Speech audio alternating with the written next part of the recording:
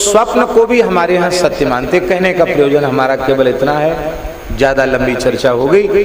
स्वप्न को भी सत्य मानते। एक चौपाई तो आप सबको याद है, यह सपना में कहूं पुकारी, हुई यही सत्य गए दिन चारी।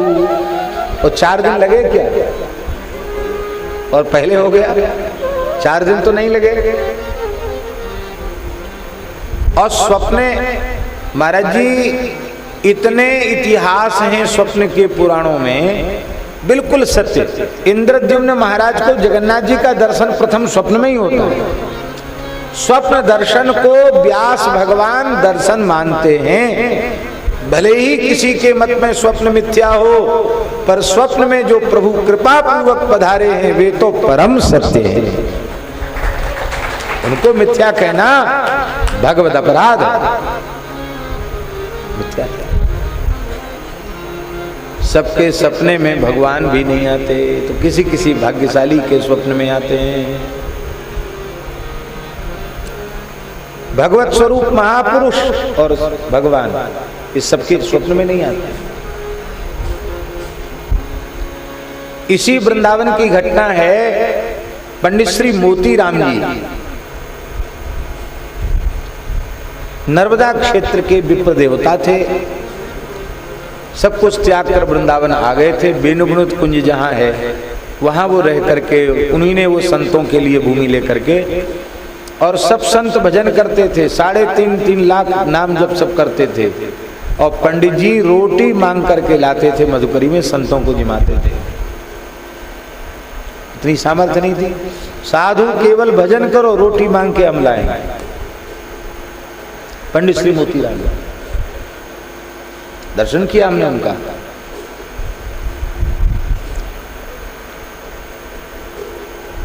उनको तपेदिक हो गई, पुरानी बीमारी थी टीबी की, फिर उखड़ाई टीबी हो गई, क्षय रोग हो गया, गरीबी थी, क्या करें, वहाँ खून का बमन होने लग गया। तो अब बेचारे सेवा तो नहीं कर पाएंगे साल में, संत लोग सेवा करने लगे। तो इतने दुखी हो गए कि एक दिन उन्होंने भगवान से प्रार्थना की, प्रभु आए तो थे संतों की सेवा के लिए, उल्टे संत ही सेवा कर रहे हैं, इससे अच्छा तो हमारा शरीर छूट जाए सो ठीक। भगवान से प्रार्थना। जिस दिन भगवान से प्रार्थना किया उसी रात्रि को स्वप्न में एक संत आए। एक लकुट लिए हैं और एक कंधे पर उनकी झोली है और एक कमंडल उनके हाथ में है, जटाजूट वाले महात्मा। सपने में उन्होंने संत को प्रणाम किया। अरे बोले पंडित जी रोते क्यों हैं, मरने की इच्छा मत करो, अभी तो बहुत दिन सेवा करनी है आपको। बोले महाराज जी सेवा कहाँ से करें, हमको तो टीबी हो गई है और अब शरीर बिल्कुल अशक्त हो गया और अब उल्टे साधु सेवा कर रहे हैं, हमारा तो शरीर छूट जा। नहीं नहीं ऐसा मत बोलो, हम तुमको दवाई देने आए हैं। उन्होंने अपनी झोली में से एक पुड़िया निकाली और पुड़िया हाथ में दे दी। लो इसको अपनी तकिया के नीचे रख लो, सवेरे जब उठना तो जल पीते हो सवेरे उठ के? बोले हाँ पीते तो हैं, तांबे के लोटा में जल रखा था, इस पुड़िया को खा करके जल पी लेना, ठीक हो जाओगे। अब बहुत दिन तक जियोगे, बहुत दिन तक सेवा करोगे। वो कह के संत सपने में चले गए। ये जगे तो सोचने लगे हम तो सपना देख रहे थे, कोई महात्मा पुड़िया दे के गए, कहा तकिया के नीचे रख लो।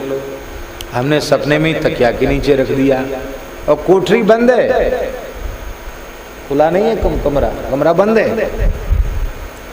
उन्होंने तकिया देखी तो पुड़िया निकली। अब बोलो सब सपनों को झूठा बोलोगे? पुड़िया निकली और उन्होंने पुड़िया फाँक करके वो एक लोटा तांबे का लोटा था, एक लोटा जल पी लिया। इसके बाद पीते ही उनको लगा कि हमारे शरीर में बड़ी स्फूर्ति आ गई, कमजोरी खत्म, और उठ करके अपने सब काम में लग गए। लोगों को आश्चर्य हुआ कि तो उठ नहीं पाते थे, उठाना पड़ता था, ये क्या हो गया इनको। तब फिर चेकअप कराने मथुरा गए। तो डॉक्टर का आश्चर्य का ठिकाना नहीं रहा। आखिरी स्टेज की टीवी जो मरने के साथ ही जाएगी, उसने कहा इनके भीतर कोई टीवी का कीटाणु नहीं, ये पूर्ण स्वस्थ हैं।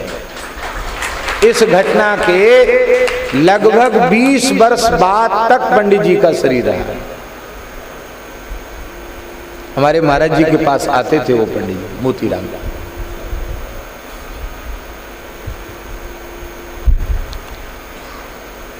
स्वप्न में भी भगवान का दर्शन, संत का दर्शन, सदगुरु का दर्शन हो तो उसे कोरी कल्पना मत मानो, ये अनुग्रह मानो, कृपा मानो, उनका दर्शन हो रहा है। कई बार लोग बहुत जल्दी जल्दी अपने स्वप्नादि का प्रकाश करते हैं, उनको हानि भी हो जाती है, इसलिए प्रकाश नहीं करना।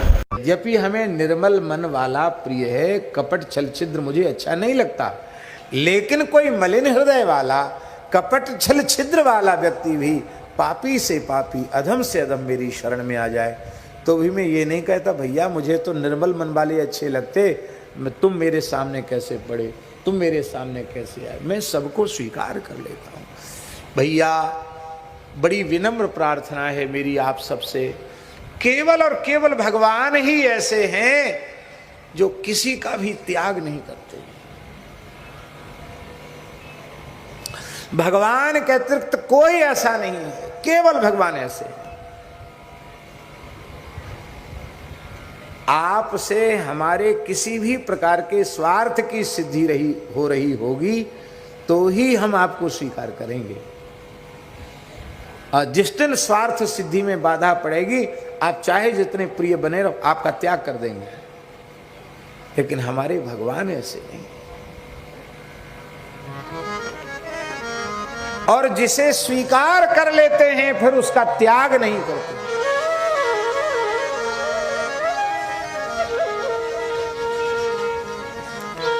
हमारे एक उड़ीसा के संत यहां बैठे हैं, नित्यानंद दास जी, जो पंच सखा में बलराम दास जी का है ना, बलराम दास जी पंच सखा में, उड़ीसा के पंच सखा प्रसिद्ध हैं, उनमें एक बलराम दास जी जिन्होंने लक्ष्मी पुराण लिखा है, बड़े अद्भुत। जगन्नाथ जी के पंच सखाओं में एक सखा, जगन्नाथ जी उनके साथ खेलते। क्या कहें, समय पूरा हो जाता है, हमको आज सिंथल दर्शन भी करना है, लेकिन बात ऐसी आ गई सामने। महाराज जी बलराम दास जी महाराज, जगन्नाथ जी उनके साथ खेलते हैं और वो जगन्नाथ भगवान के सामने गाते हैं, पखावज बजाते हैं और तानपुरा बजा करके शास्त्रीय शैली में गायन करते हैं। तो उच्च कोटि के गवैया भी थे, लेखक भी थे, रचयिता भी थे। एक नर्तकी अतीव सुंदरी थी, देवदासी नर्तकी, और उस नर्तकी का प्रेम आपसे हो गया। देखो भगवत प्राप्त संत है महाराज जी, और इनका भी प्रेम उससे हो गया, आकर्षण बढ़ गया। भजन के नाम पे ही आकर्षण बन गया। बस वो जगन्नाथ जी के सामने नाच रही है, ये बजा रहे हैं, गा रहे हैं, नजर से नजर मिल गई, आकर्षण हो गया। आकर्षण हो गया तो सांकेतिक बातचीत हो गई कि तुम आ जाना हमारे यहाँ, ऐसे तो मिलने का अवसर नहीं है। तो ये चले गए उसके यहाँ, नृत्यांगना के यहाँ चले गए। रात को चले गए, और चले गए तो प्रयोजन क्या था वो तो कहने की आवश्यकता नहीं। इनके मन में भी विकृति आ चुकी थी और उसके मन में तो इनसे मिलने की प्रबल इच्छा थी। दोनों का मिलना हो गया, संयोग हो गया दोनों का। ये भूल गए कि मैं भगवान का दास हूं, शरणागत भक्त हूं, मैं कहां गिर गया, किस गर्त में चला गया। ये भी भूल गए कि कल जगन्नाथ जी की रथ यात्रा है, ये भी भूल गए। उसी के घर में रुक गए रात को जाकर के। सवेरे उनको कुछ शंख वंख की आवाज सुनाई पड़ी तो उन्होंने कहा, खिड़की से झांक के देखा कि क्या है, तो देखा लोगों के घरों के द्वार पर नए नए केले के खंभे लगे हैं और गाय के गोबर से लीप कर चौक पूरे जा रहे हैं, कलश रखे जा रहे हैं और कोई शंख बजा रहा, कोई हुलुक ध्वनि कर रहा है। तो उन्होंने उस नर्तकी से ही पूछा कि अरे क्या है आज? अरे बोले तुम भूल गए, आज जगन्नाथ जी की रथ यात्रा है। इतना सुनते ही महाविरह हो गया जगन्नाथ जी का, हाहाकार कर उठे। और जिन वस्त्रों से वो उस नाचने वाली स्त्री के पास रात्रि भर सोए थे, उसी वेशभूषा में भागते दौड़ते हुए जगन्नाथ जी के रथ के सामने आ गए। बड़ी विचित्र घटना है। इससे आप यह मत सोच लेना कि भगवान के भक्त को ऐसा होना चाहिए। भगवान की करुणा बताना चाहते हैं हम, भगवान की करुणा कैसी है ये कहना चाहते हैं। संसार में अच्छी बातें जल्दी प्रसिद्ध नहीं होती, बुरी बातें बहुत जल्दी फैल जाती हैं। फैलाने वाले तो एकदम झंडा उठा के रखते हैं, झंडा ऊंचा रहे हमारा। तिल का ताड़ बनाना लोगों का काम होता है। तो हल्ला मच गया कि देखो इतना बड़ा भक्त बनता, संत बनता बलराम दास, देखो उसकी क्या हालत है।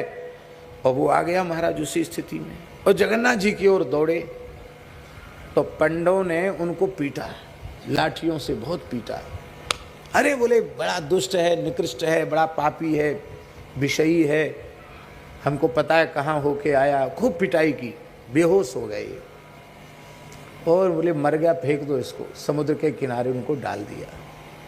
ठंडी ठंडी हवा लगी, होश में आ गए। मन में सोचने लगे कि भगवान जगन्नाथ कितने करुणामय हैं।